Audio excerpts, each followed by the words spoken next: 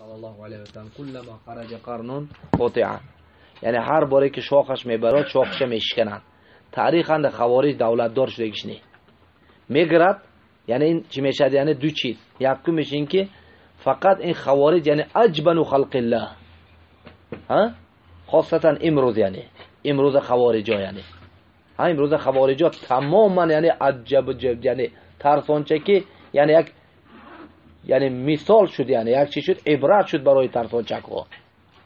ها لباسای زن‌های پوشیده، ریشاش گرفته، لباسای زن‌های پوشیده، یعنی با همراه زن‌ها گریخته رفته سادگیش میشنویدون که نه خوارج نمیخیره. یعنی حضرت یعنی دیروز مثلا چی وای الله اکبر میکشه میزنیم امروز چی وای ابوای پوشیده همراه زن‌ها گریخته ساده، یعنی وای که جاش دیروز شعری نه این خیلی مثلا چی وای مجاهد امروز چی بود، یعنی امروز شد هم خودش زن، یعنی لعن الله المتشبهین بالنساء، یعنی الله علی رسول الله لعنت کرده چه خیلی لباسی زنه میپوشه. ها خوارج نمینا حضرت. یعنی اینا فقط چی میکنند؟ یعنی هیچ وقت یعنی یک کار خداشون چه میکنه؟ فقط هم دید که یک فتنه میشد، فتنه شده یک نام بی ترتیبی میشد، یک چی میشد همین انده شاخش میبرد اینا. کم تر وقت میشد یعنی چی میشد؟ یعنی با ها همه چیز از دستش میسپارد. یعنی همین به یعنی وقتی عبدالله بن عمر مدینه خوارج گرفته بود، یعنی از یمامه اومده مدینه گرفته، بالای منبر رسول صلی الله علیه و آله بر اومده خطبه میکرد.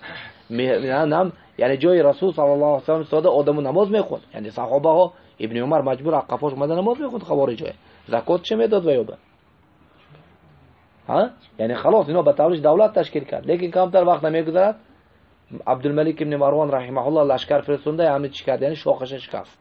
چه خیلی که امروز ها یعنی به طورش که گفت که موصله گرفتیم، رقه گرفتیم، فلان گرفتیم، کمتر وقت میگذرد یعنی چی؟ ها لباس زنای پوشیده گرفته میبرند خلیفه.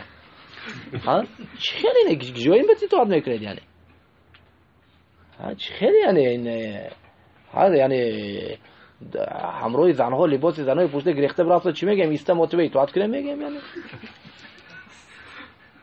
چه به اطاعت میکنید؟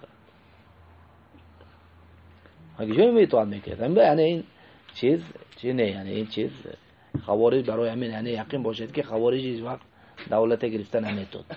خوارج به یعنی الله تعالی به یعنی چه نداده که یعنی نام برای که یعنی چه نیتاشون باطل، منهجشون باطلین، خبثای کلاب النار، یعنی هم به اینا هیچ وقت دولت گرفته نمیتود. یعنی فهمید؟